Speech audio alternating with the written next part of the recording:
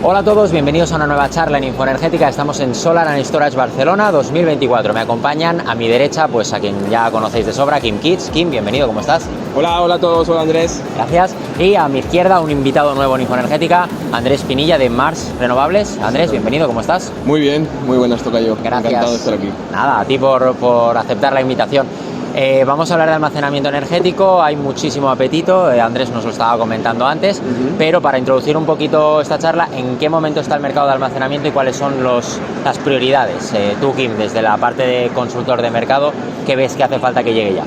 Bueno, en particular lo que se tiene que poder definir es como la rentabilidad de la inversión, ¿no? Para simplificar las cosas. Estamos viendo mucha más volatilidad en los precios intradiarios, hay cambio, entonces la gente por definición está identificando momentos donde se pudiese comprar y vender. Y yo, por ejemplo, tengo un best tracker que monto para poder hacer el tracking, y tú estás mirando que en comparación a lo que fue la situación hace 5 o 10 años, pues muchísimo mejor hoy, y todavía hay esa rentabilidad en el arbitraje puro y duro. La segunda cuestión es cómo se pudiesen utilizar las baterías en el contexto de acceder a los mercados de balance de red eléctrica y cuestiones de ese tipo. Pero bueno, yo mirando del lado de ingresos, la cuestión se ve bastante bien. En comparativa a otros países europeos donde ya hay mucha más inversión en la renovable, en el contexto de la renovable han producido un cambio mucho más significativo en la volatilidad de los precios, las baterías ya están mucho más bien establecidas.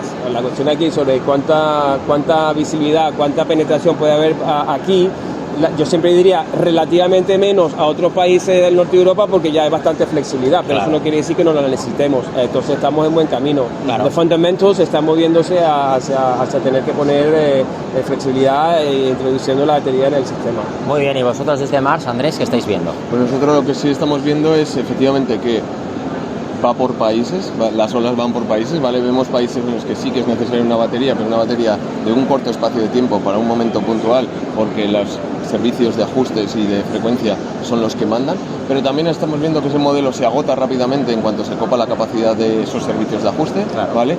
Y todos los desarrolladores y tenedores de esos sistemas de almacenamiento también se están moviendo a cubrir, como decía aquí, buscar negocios recurrentes o digamos nuevos fuentes de ingresos, como es la parte del arbitraje. Aquí en concreto en España la penetración de renovables está siendo cada vez mayores. Venimos de un año bastante húmedo y todo indica que la primavera que viene también será interesante, entonces seguiremos viendo precios bastante bajos en horario solar. Seguro. Y eso va a hacer que digamos que vuelva a haber apetito por cubrir digamos los assets que hay ahora mismo a día de hoy disponibles, y al ver que la rentabilidad no es tal y como esperaba. Y los precios negativos que hemos visto este 2024, que creo que ha sido por primera vez, aunque era un menos 0,01, sí, esas las perspectivas es que sean más comunes los próximos años, y la solución para ello es contar con baterías para alguien que tiene un proyecto fotovoltaico. Bueno, yo creo que a diferencia de los países del norte de Europa, aquí no se van a dar precios muy negativos, porque el pago por diferencias, o digamos la ayuda y el soporte a la renovable, no tiene esa historia. A lo que voy es que si te están pagando y respectivamente que si el precio en el mercado es menos 50 y tú tienes un PPA que te va a cerrar a 60, pues te da igual, tú estás metiendo una oferta en el mercado a un precio muy negativo.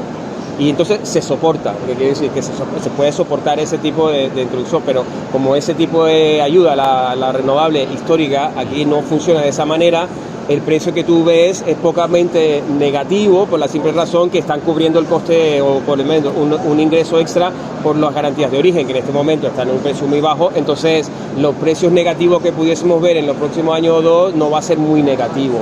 De ahí no es donde surge el interés en la batería, digamos. Vale.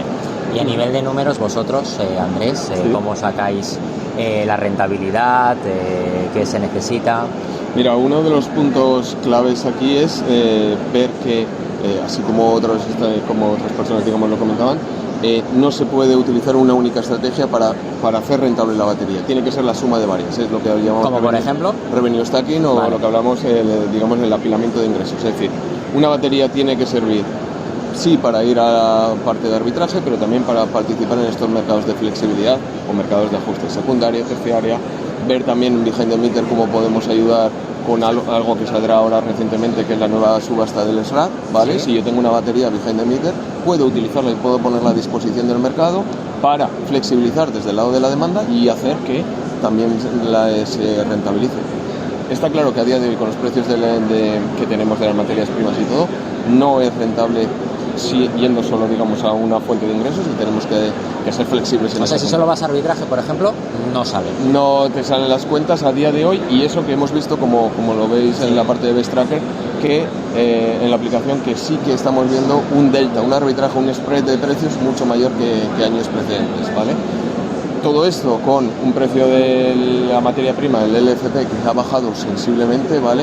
Sí que hemos visto una ralentización, digamos, en los precios de esa materia en este segundo parte del año, ¿vale? Y creemos, o nuestras estimaciones es en que se va a estabilizar.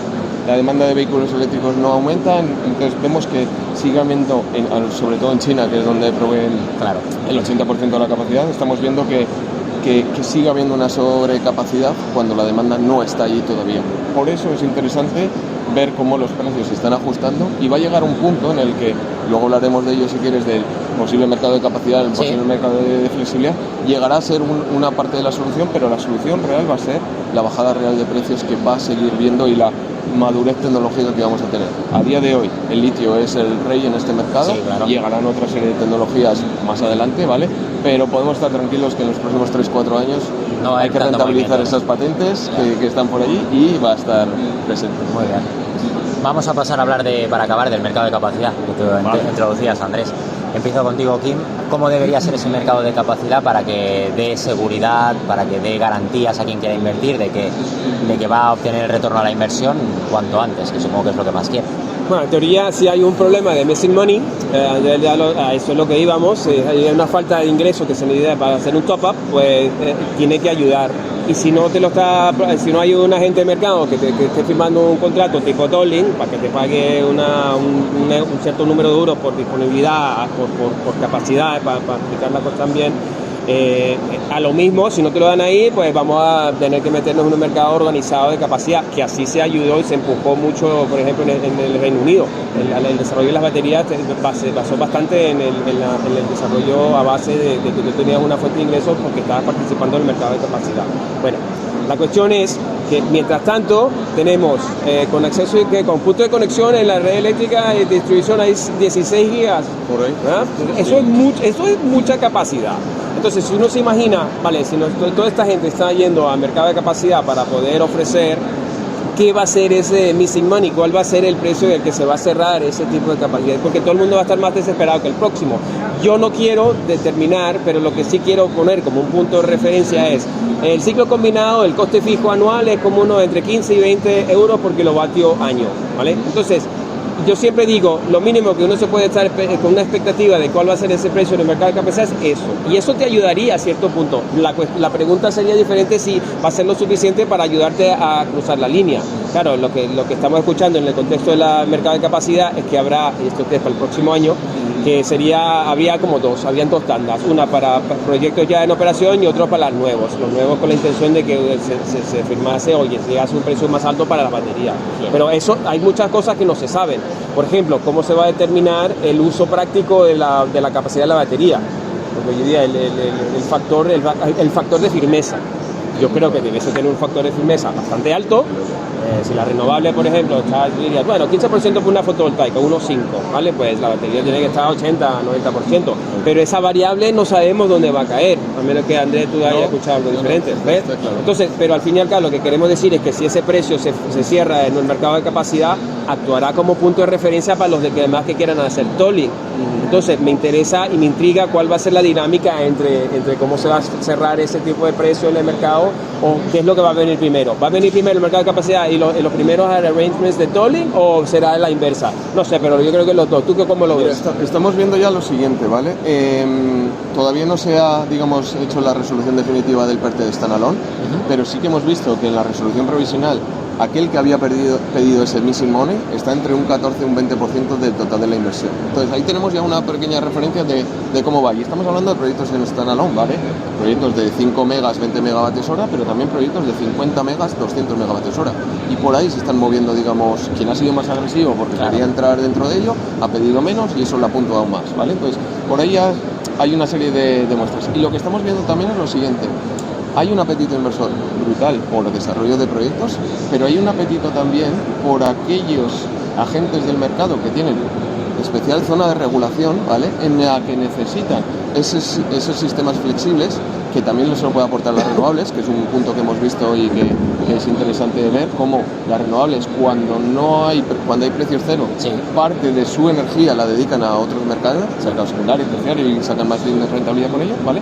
Pero esos digamos operadores del mercado que tienen zona de regulación buscan assets que tengan flexibilidad, y ese battery as a service o ese tolling lo estamos viendo, es decir, gente que está dispuesta a invertir y cederlo a un tercero y que digan, oye Kim, por favor, opérame la batería o el sistema híbrido de cogeneración batería y fotovoltaica que tengo y sácame el máximo beneficio.